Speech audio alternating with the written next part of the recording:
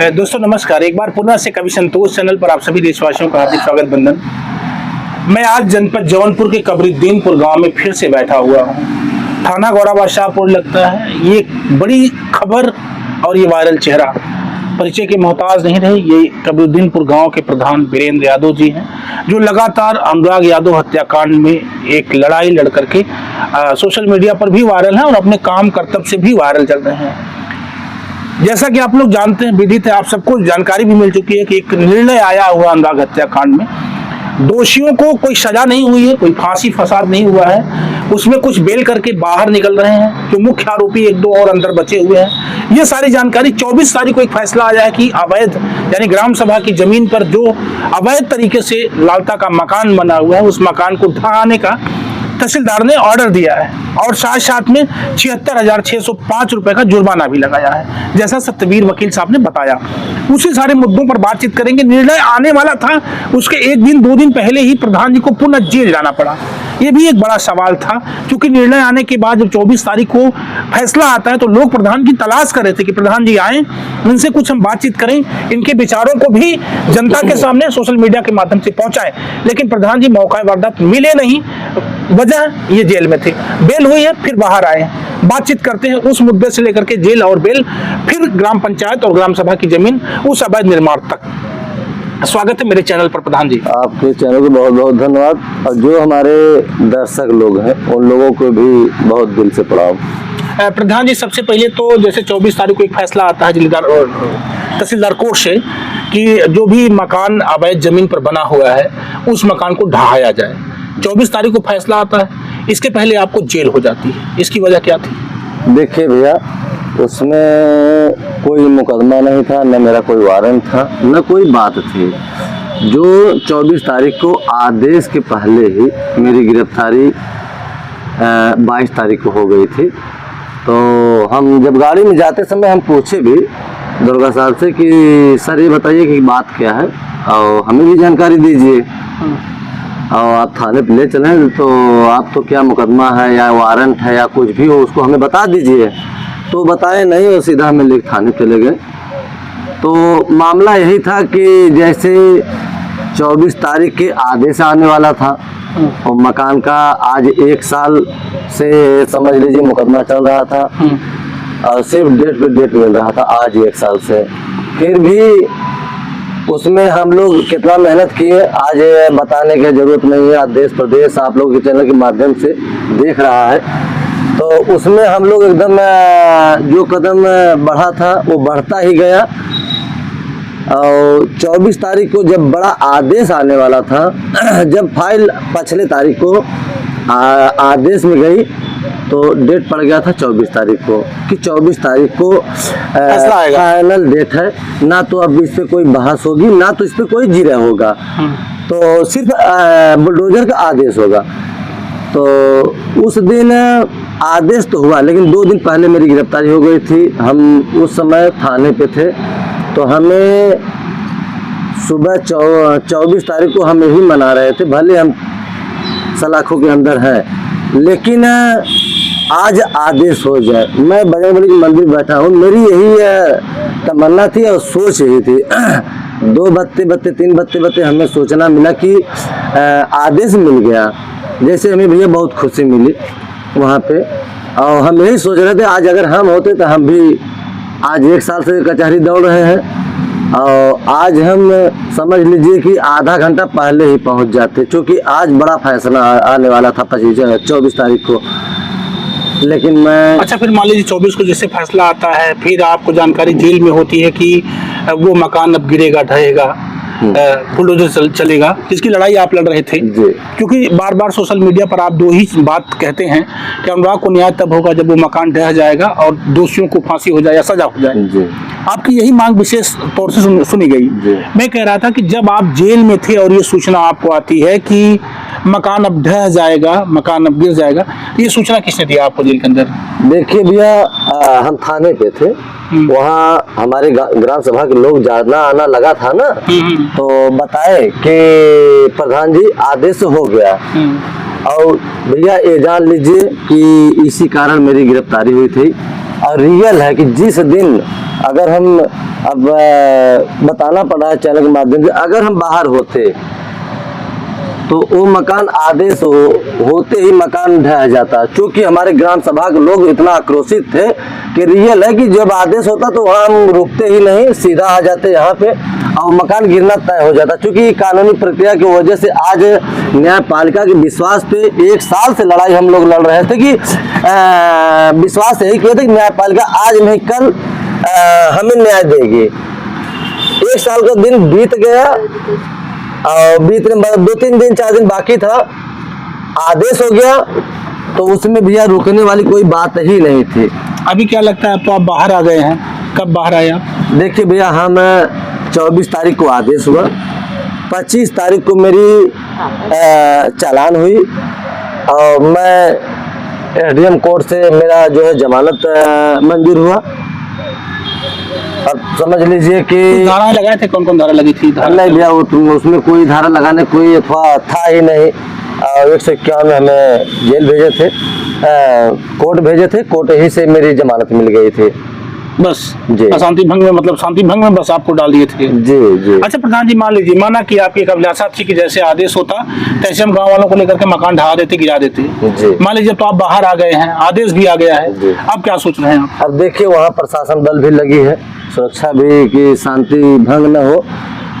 अब वहाँ पे देखिए, अब यही हो सकता है, कल कचहरी हम जाएंगे और वहाँ पे एक अपील है, जैसे एक एप्लीकेशन और जो आदेश काफी है।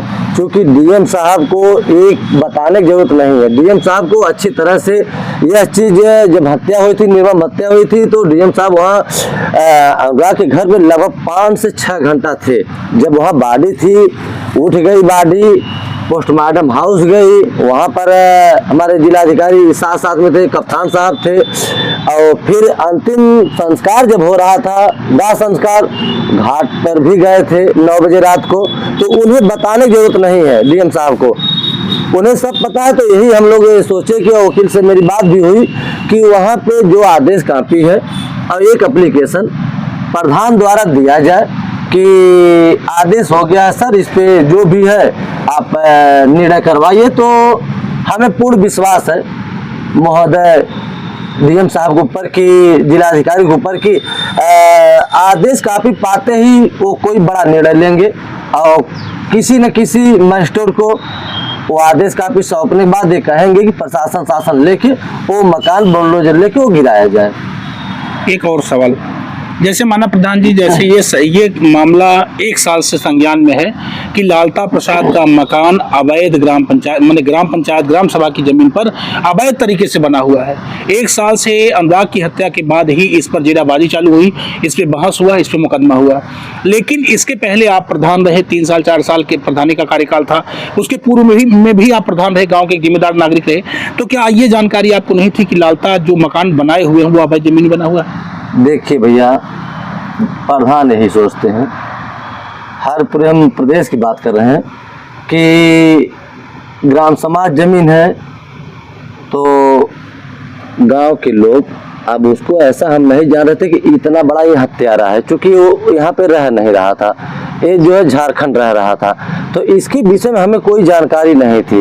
ये तो जब रिटायर होके आया तो किसी, आप हमारे ग्राम सभा के किसी नागरिक से पूछ लीजिए कि किसी से इसकी बैठती थी, कहीं नहीं जाता था, किसी से मतलब नहीं रखता था। तो देखिए अंदर की बातें कैसे हम जानेंगे। तो ग्राम समाज की जमीन पर प्रधान यही सोचते हैं कि देखिए मामला हल हो जाए, 2-3 लोग अपना जो भी लोग हैं और लेके अपना जो है संतुष्ट से रहें, विवाद न करें।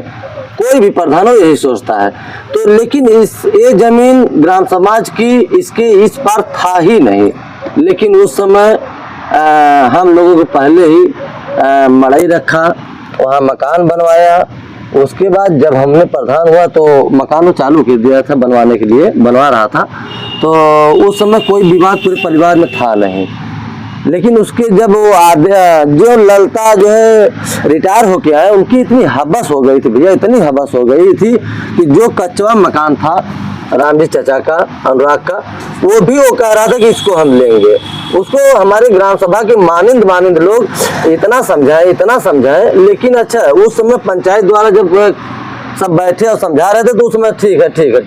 फिर उसके कल बिहान भर यही बोला था कि नहीं, हमें नहीं अथवा मंजूर है, नहीं मानेंगे। कम से कम 50 पंचायत हुई भैया, लेकिन वो किस किस्म का व्यक्ति था आज तक कोई जान ही नहीं पाया। इस फैसले पर क्या कुछ कहना चाहेंगे आप तहसीलदार साहब को या तहसीलदार कोर्ट को, आप क्या कहेंगे जो फैसला आया हुआ है? देखिए, हम तो भले लेट हुआ भैया, और हम लोग बहुत समझ लीजिए कचहरी दौड़ते आप लोगों के चैनल के माध्यम से पूरा देश प्रदेश भी देखा कि हम लोग एकदम हिज हो गए थे। लेकिन आप लोगों के चैनल के माध्यम से जो दर्शक लोग हैं, इतना ताकत बनाए थे, इतना हिम्मत बनाए थे कि इतना फोन करके कह रहे थे कि प्रधान जी पीछे मत हटिएगा, और इसमें आप ही हैं कि एक लड़ाई लड़ने वाले।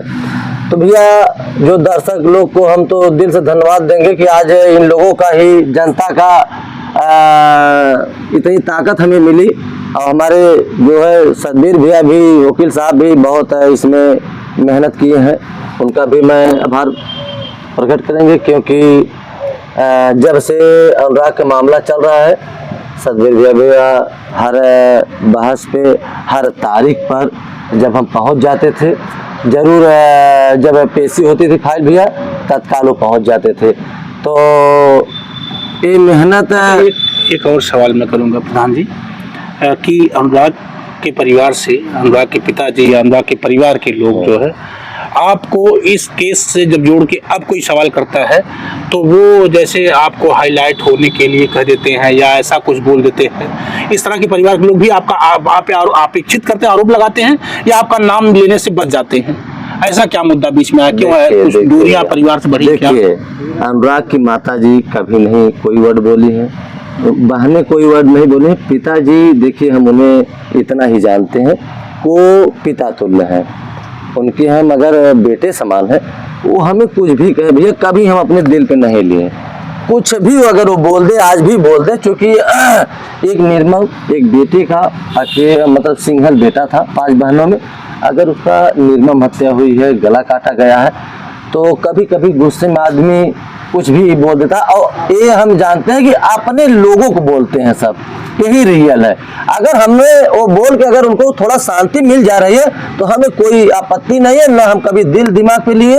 और जैसे हम शुरू से हैं, दर्शक लोग बार बार फोन को हमें कह रहे थे कि प्रधान जी अनुराग के पिताजी को कहने पे आप एकदम पाछे मत हटिएगा, उसमें उलझिएगा मत।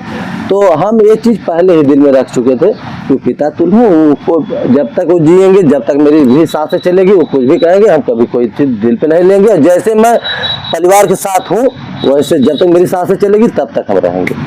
आपको नहीं लगता कि अनुराग केस में उलझ करके गाँव का विकास काम कुछ बाधित हुआ हो या रुका हो? ऐसा तो देखिए भैया, काम तो बाधित हुआ, लेकिन हम काम रोके नहीं थे। अनुराग की जब हत्या हुई थी, हमें लग रहा कि 2-3 महीना मेरा काम रुका था, क्योंकि काम करने की इच्छा ही नहीं कह रहे थे कि हम कोई काम करें।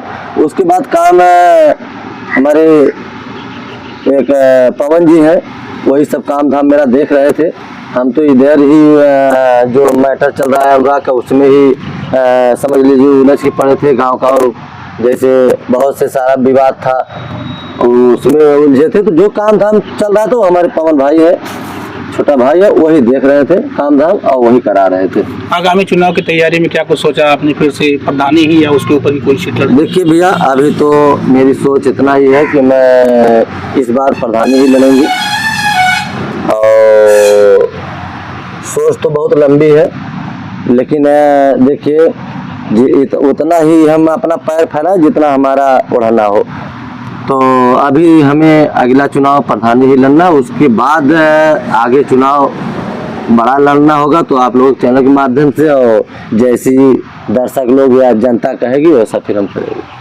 24 तारीख का निर्णय और फैसले पर अंतिम सवाल मेरा ये होगा आपसे कि 24 तारीख का निर्णय फैसला जो आया हुआ है तहसीलदार कोर्ट से, अब बुलडोजर कब चलेगा, या आप क्या चाहते हैं? मान लीजिए कल जिलाधिकारी से आप मुलाकात करेंगे, मिलेंगे, कागज प्रस्तुत करेंगे, फिर इसके बाद क्या मांग करेंगे? कुछ देखिए, मांग मेरी यही है, शुरू से कहते चले आ रहे हैं आज भी, कि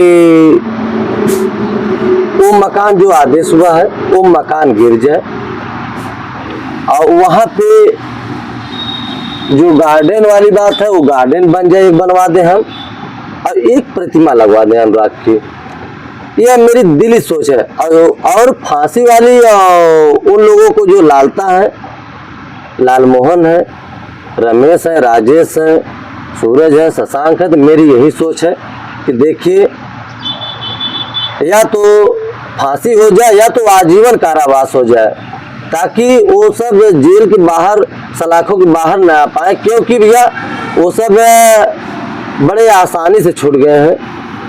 अगर उन लोगों को जैसे अगर दंड नहीं मिलेगा तो और जो अपराधी हैं उन लोगों का भी मनोबल बढ़ेगा। तो हम तो यही निवेदन करेंगे कि कल हम महोदय डीएम साहब को जो भी आदेश कापी है, एप्लीकेशन हम देंगे और वो मकान गिर जाए और इन लोगों को इतना दंड मिल जाए, सजा मिल जाए कि पूरे देश प्रदेश में चर्चाएं विषय बन जाए कि देखिए, देर हुआ, आदेश भी हो गया घर का गिरने का, देर हुआ, उन लोगों को फांसी भी हो जाए, आजीवन कारावास हो जाए। क्या चाहते हैं आप? जो आगे मान लीजिए आजीवन कारावास के लिए, उनकी फांसी के लिए जो वकील साहब लड़े थे सत्यवीर जी, वही मुकदमा आगे लड़ेंगे उनकी सजा के लिए, या कोई और लड़ेगा? फिर ये मुकदमा तहसीलदार साहब कलेक्ट्री कचहरी में चल रहा था, और जो मुकदमा लालता के ऊपर 302 का है वो मुकदमा न्यायालय दीवानी में चल रहा है।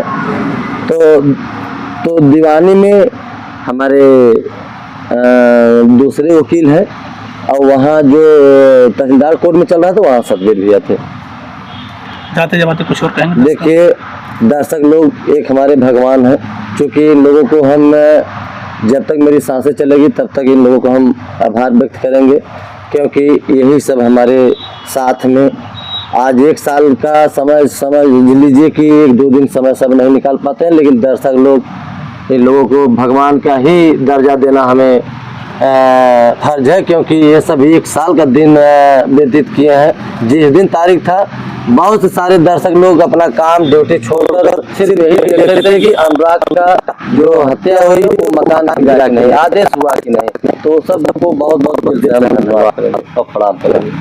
जी, मेरे साथ आप सुन पा रहे हैं कबीरदीनपुर गांव पंचायत के प्रधान जी वीरेंद्र जी को और प्रधानपति आप वीरेंद्र यादव जी को।